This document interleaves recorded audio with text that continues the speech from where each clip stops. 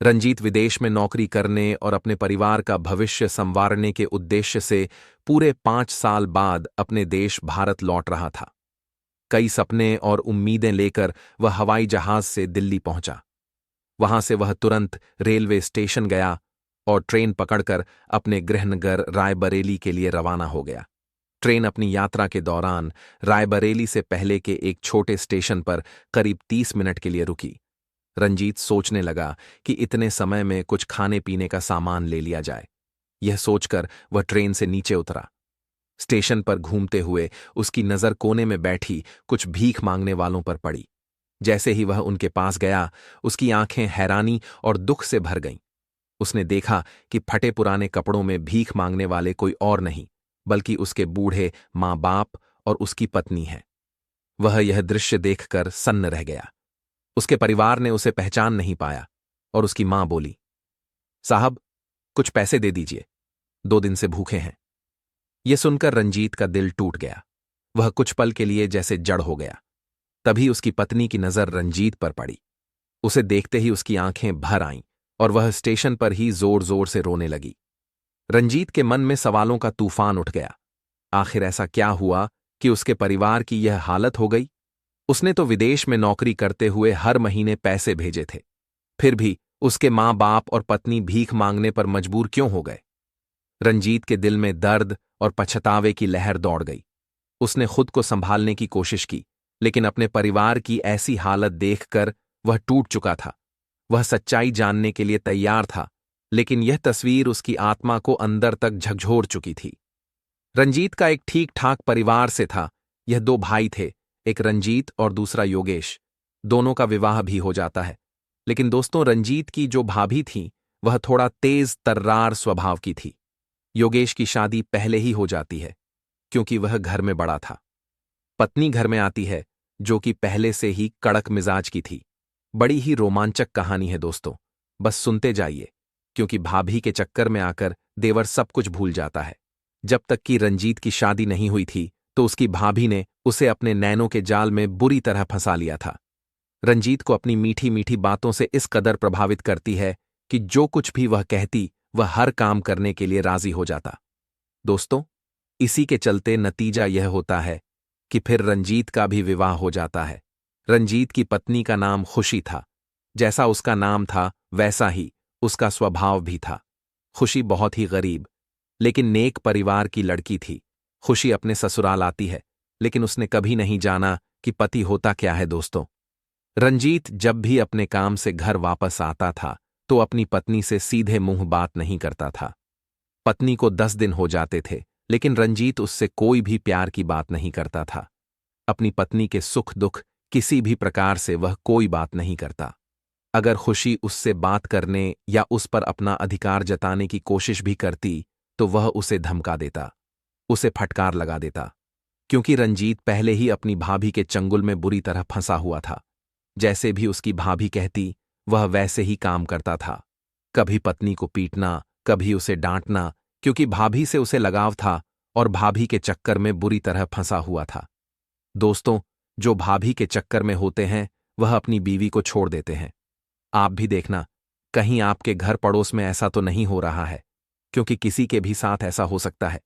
नतीजा यहां तक पहुंच जाता है कि जब रंजीत और उसकी भाभी खुशी को ज्यादा परेशान करने लगते हैं, बिना किसी वजह के बात बात पर उससे झगड़ने लगते हैं, तो खुशी अपने चचेरे भाई को बुलाती है। और कोई घर में था नहीं, माता पिता का पहले ही देहांत हो गया था। चचेरा भाई आता है तो खुशी उसके साथ अपने मायके में चली जाती है। उधर रंजीत की भाभी को सिर्फ पैसों से मतलब था। वह रंजीत से कहती है, देवर जी, मैंने सुना है विदेश में जाकर लोग सऊदी अरब में खूब पैसा कमाते हैं। आप भी ऐसा करो ना, कुछ समय के लिए विदेश चले जाओ और खूब मन लगाकर मेहनत करना। पैसा कमाना पैसा ज्यादा रहेगा तो आप और मैं खूब मजे करेंगे, खूब मजे की जिंदगी काटेंगे, और फिर मुझे भी अपने साथ विदेश ले जाना। अब हुआ यूं कि अपनी भाभी की बात को टाल नहीं पाता और 1-2 महीने में ही उसे वीजा आ जाता है और फिर विदेश चला जाता है। अपने माता पिता को विदेश जाने से पहले अपने बड़े भाई और भाभी को उनकी देखभाल और खर्चे उठाने की जिम्मेदारी सौंप गया था कि मैं विदेश से पैसा भेजता रहूंगा, आप मम्मी पापा का ध्यान रखना। लेकिन जो भाभी होती है वह अपने पति योगेश से कहती है, जब तक रंजीत विदेश गया हुआ है, उसके वापस आने से पहले बुढ़िया और बेटे के नाम जो भी खेती है, प्रॉपर्टी है, सब अपने नाम करवा लेते हैं। यह हमारे लिए भविष्य में काम आएगी। सारी संपत्ति हमारे नाम हो जाएगी तो पैसा ही पैसा होगा। योगेश के मन में भी दौलत का लालच आ जाता है और जैसा उसकी पत्नी ने समझाया था वैसे ही वह करता है। तहसील जाता है और वकील से पहले ही सेटिंग कर लेता है। अपने बूढ़े माँ बाप को तहसील ले जाता है, यह बोलकर कि सरकारी योजना है, आपका बुढ़ापे में पेंशन आएगी।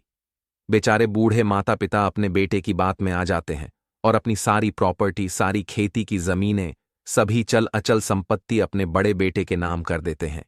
यह करवाने वाली सिर्फ रंजीत की भाभी होती है, जिसने लालच देकर अपने पति को ऐसा करने पर मजबूर किया। सब कुछ अपने नाम होने के बाद वे लोग बूढ़े माँ बाप को घर से बाहर निकाल देते हैं और घर में ताला लगाकर चले जाते हैं। अब यह बूढ़े माँ बाप के पास ना कुछ रहा ना कोई जरिया। बेचारे अपना पेट पालने के लिए गांव से थोड़ी दूर एक रेलवे स्टेशन पर भीख मांगने को मजबूर हो जाते हैं।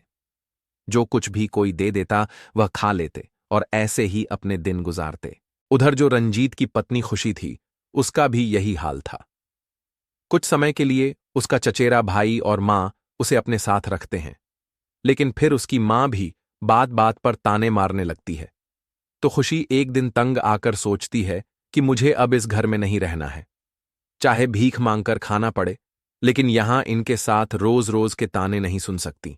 अब वह कहीं किसी के घर में थोड़ा बहुत काम कर लेती, जिससे कुछ पैसे मिल जाते, लेकिन उसका पेट नहीं भर पाता था। एक दिन ऐसे ही घूमते हुए रेलवे स्टेशन पर पहुंचती है तो क्या देखती है कि उसी के बूढ़े सास और ससुर भीख मांग रहे हैं। उनके पास जाती है और गले लगाकर रोने लगती है। पूछती है, माँ बाबूजी, आपकी यह दशा कैसे हो गई? सास ससुर अपने आप में ही खुशी को बताते हैं कि तुम्हारा पति तो विदेश चला गया था और तुम्हारी जेठानी और जेठ ने हमसे धोखे से सारी जमीन जायदाद अपने नाम करा ली और हमें घर से धक्का मारकर बाहर कर दिया। अब हम दोनों दर दर की ठोकरें खाने को मजबूर हैं।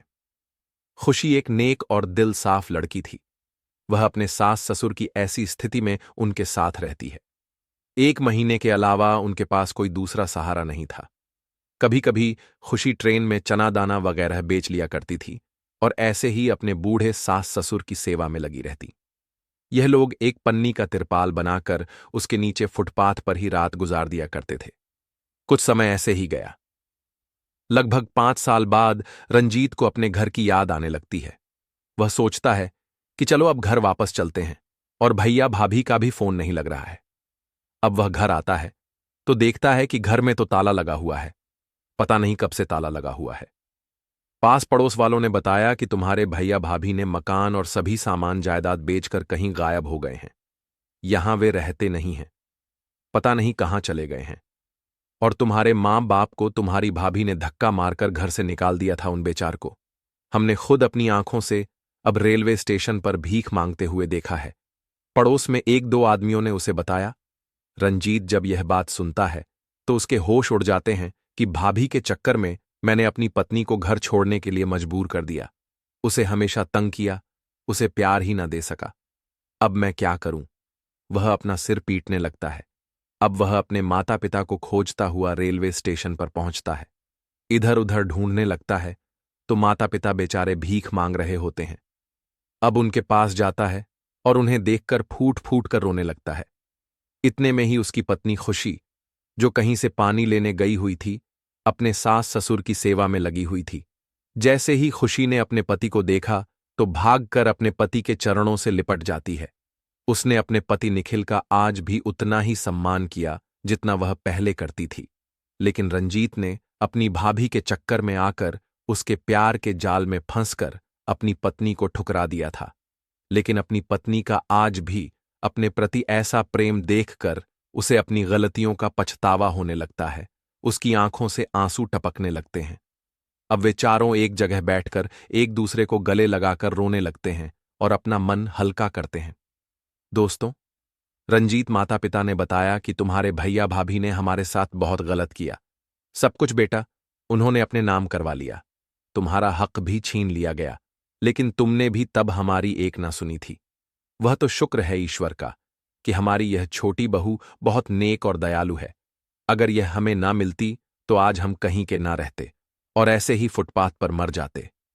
तुमने बहू को ठुकरा दिया था, लेकिन वह आज भी तुम्हें वही इज्जत करती है, वही तुम्हारा मान सम्मान कर रही है। ऐसी बहू क्या कहीं ढूंढने से भी मिल सकती है? यह सुनकर रंजीत रोने लगता है और अपनी पत्नी खुशी से कहता है कि मुझसे जो गलतियां हुई हैं, बोली गई हैं, उन सब के लिए मैं बहुत शर्मिंदा हूं।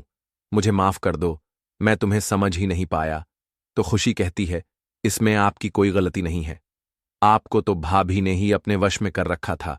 अब आपकी आंखें खुल गई हैं, तो इससे अच्छा हमारे लिए और कुछ नहीं हो सकता। तो रंजीत कहता है, अब तुम्हें यह काम करने की जरूरत नहीं है। मेरे साथ यहां से चलो, हम मेहनत करेंगे, मजदूरी करेंगे। दोस्तों, क्योंकि उसके पास अब कोई पैसा नहीं बचा था, जो थोड़ा बहुत पैसा था वह भी उसने अपनी भाभी के अकाउंट में जमा कर दिया था। रंजीत अपनी पत्नी और माँ बाप को साथ लेकर किसी दूसरे शहर चला जाता है और एक सब्जी मंडी के पास एक छोटा सा कमरा किराए पर लेता है। वहीं मंडी में आढ़त वाले के पास पल्लेदारी करने लगता है। गाड़ियों में सामान लोडिंग अनलोडिंग करने का काम वह करने लगता है। उसी से जो दिन भर में पैसा कमाता, अपने घर का खर्चा चला लेता। क्योंकि 4 जनों का खर्चा निकालना अपने आप में ही एक मजदूर आदमी के लिए बहुत बड़ी चुनौती है। धीरे धीरे ऐसे ही चलता रहा। एक दिन उसकी पत्नी कहती है, आप मुझे एक सब्जी की दुकान खुलवा दीजिए तो मैं सब्जी बेच लिया करूंगी। आप काम करते रहना, हमें थोड़ा और सहारा हो जाएगा। पैसों का मम्मी बाबा घर पर ही रहेंगे। बूढ़े हैं, बुजुर्ग हैं, यह अब कर भी क्या सकते हैं। इस बात पर रंजीत के पिता भी सहमति जताते हैं। वे कहते हैं, बेटा बहू बहुत ठीक कह रही है, हम भी दुकान पर बैठ जाया करेंगे। धीरे धीरे हमारा यह सब्जी का धंधा चल जाएगा। रंजीत मार्केट में अच्छी सी जगह देखकर सब्जी की दुकान खुलवा देता है। उधर उसका पति मंडी में पल्लेदारी करता है और अपनी दुकान के लिए भी मुनासिब दामों में सब्जियां खरीद लाता था। अच्छी बिक्री होती है, पैसा बचने लगता है। धीरे धीरे पैसा इकट्ठा होने लगता है। किराए का मकान इन लोगों ने ले रखा था। मकान मालिक का किराया भी चुकाते हैं और एक छोटा सा 100 गज का प्लॉट भी खरीद लेते हैं। खरीदने के बाद धीरे धीरे कुछ और पैसा जमा करते हैं और खूब मेहनत और लगन से कमाते हैं और घर भी बना लेते हैं। रंजीत के जीवन में जो हादसा हुआ, उसने उसकी पूरी दुनिया बदल दी। अपने परिवार की दुर्दशा देखकर रंजीत ने ठान लिया कि वह अपने माता पिता और पत्नी को इस हालात से निकालकर एक बेहतर जिंदगी देगा। अपने परिवार को साथ लेकर वह रायबरेली पहुंचा। हालांकि उसकी बचत ज्यादा नहीं थी, लेकिन मंडी में काम करते हुए उसने वहां के लेन देन और कारोबार के सारे गुण सीख लिए थे। उसने मंडी में ही एक छोटी दुकान खोलने का फैसला किया। शुरुआती दिनों में कारोबार धीमा चला, लेकिन रंजीत ने मेहनत और ईमानदारी से अपना व्यापार जमाना शुरू किया। एक दिन जब उसका व्यापार थोड़ा स्थिर हो गया, तो मंडी के एक बड़े व्यापारी ने उसे अपने काम में साझेदारी का प्रस्ताव दिया। ये प्रस्ताव सुनकर रंजीत थोड़ा असमंजस में था, लेकिन उसने यह अवसर स्वीकार कर लिया। साझेदारी के इस फैसले ने उसके जीवन में बड़ा मोड़ ला दिया। लेकिन यहां कहानी में एक बड़ा ट्विस्ट आया। वह व्यापारी जिसने रंजीत को साझेदारी का प्रस्ताव दिया था, असल में वही व्यक्ति निकला जिसने रंजीत के विदेश में रहने के दौरान उसके परिवार को धोखा देकर उनकी सारी संपत्ति हड़प ली थी। रंजीत को यह सच्चाई धीरे धीरे समझ में आई। उसने अपने गुस्से और भावनाओं को काबू में रखा और व्यापारी से अपने खोए हुए अधिकारों को कानूनी तरीके से वापस लेने की योजना बनाई। अपने एक वकील मित्र की मदद से उसने सबूत जुटाए और व्यापारी को अदालत में घसीट लिया। अदालत के फैसले में न केवल रंजीत को उसकी संपत्ति वापस मिली, बल्कि उस व्यापारी को धोखाधड़ी के लिए सजा भी दी गई। अब रंजीत का व्यापार तेजी से फलने फूलने लगा। उसने अपनी दुकान को एक बड़ा स्टोर बना लिया और मंडी में अपनी पहचान बना ली। उसके माता पिता और पत्नी, जो कभी भीख मांगने पर मजबूर थे, अब एक सम्मानजनक और खुशहाल जीवन जी रहे थे।